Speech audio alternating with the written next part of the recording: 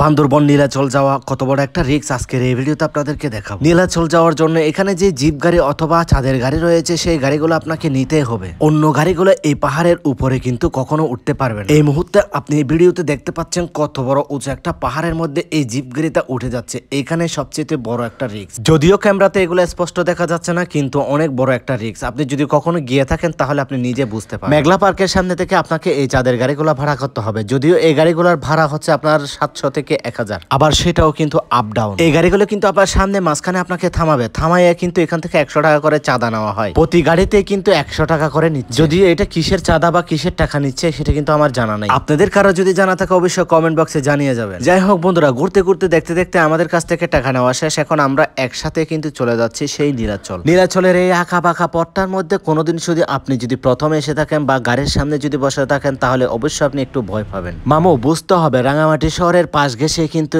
এটা একটা বড় উঁচু পাহাড়। আপনি সামনে যে গাড়িটা দেখতে পাচ্ছেন এটাও কিন্তু আমাদের একটা জিপ গাড়ি। আমাদের মোট টোটাল জিপ গিয়েছিল হচ্ছে 5টা। নীলাচল শহরের এই আঁকাবাঁকা পথ রাস্তা দিয়ে আপনাকে চলতে বা চলাফেরা করতে অবশ্যই যদি পার্সোনালি চলাফেরা করেন তাহলে আপনার একটা হোন্ডারের প্রয়োজন হবে। পার্সোনাল হোন্ডার থাকলে তাহলে তো আপনি কম খরচে কিন্তু ঘুরে আসতে পারবেন। ঢাকা বা দূর দূরান্ত থেকে যারা আসবেন তারা অবশ্যই গ্রুপ ভিত্তিক আসবেন। গ্রুপ ভিত্তিক আসলে আপনার টাকাটা একটু কম খরচ হবে। দেখতে দেখতে আমরা নীলাচলের মেইন ফটক একটা গেটের মধ্যে চলে আসলাম। সেখানে একটা সুন্দর মসজিদ আছে, আমাদের খুবই ভালো লাগছে। এখন আমরা মেইন গেট দিয়ে প্রবেশ করব। আমরা সদস্য সংখ্যা কিন্তু অনেকেই ছিলাম। আমরা সদস্য সংখ্যা ছিলাম প্রায় 180 জন। এই নীলাচল পার্কের ভিতরের মধ্যে আপনাদেরকে এখন আসল সৌন্দর্য, আসল গোপন রহস্য উন্মোচন, সেই জন্য আপনাকে এখন ভিডিওটা শুরু থেকে শেষ পর্যন্ত কিন্তু দেখে যেতে হবে। এখন যে ভিউটা দেখতে পাচ্ছেন এই ভিউটা একমাত্র নীলাচলের প্রথম ফটকে কিন্তু আপনি দেখতে পারবেন। এখান থেকে দাঁড়িয়ে দেখতে দেখতে একটু সামনের দিকে এগিয়ে যাই আমরা। এইখান থেকে কিন্তু আসলে ছবি তোলার সময় ছবিগুলো অনেক অসাধারণ একটা ভিউ চলে আসলো।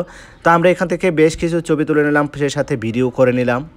তারপর একটু সামনের দিকে চলে গেলাম। সামনের দিকে যাওয়ার পরে যাও অসাধারণ ভিউ, যদিও একটু কুয়াশার কারণে কিন্তু অনেকটা দূরে কিন্তু দেখা যাচ্ছে না বেশি একটা, তবে আমার কাছে খুবই ভালো লাগছে।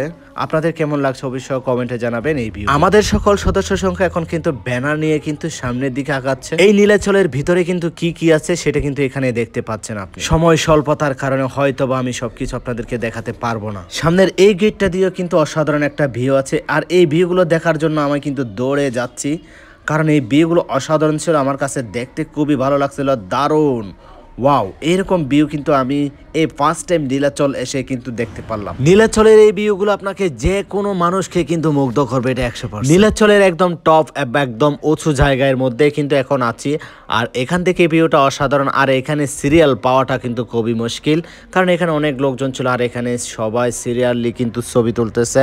আর এখানের ছবিগুলো কিন্তু অসাধারণ জোর ছিল, যেটা আসলে বাসায় কিন্তু প্রকাশ করার মতো না। আর এই নীলাচলের এই সুন্দর সুন্দর ছবিগুলো দেখতে হলে অবশ্যই আমার ফেসবুকের মধ্যে আপনাকে জয়েন্ট হতে হবে। দেখতে দেখতে এই পর্যন্ত যারা ভিডিওটা দেখছেন তারা অবশ্যই কমেন্টে জানাবেন এই নীলাচলটা দেখতে আপনাদের কেমন লাগছে, এই ভিউগুলো আপনাদের কেমন লাগছে অবশ্যই কমেন্টে জানাবেন, কিন্তু জানাতে কিন্তু কখনো ভুল করবেন না।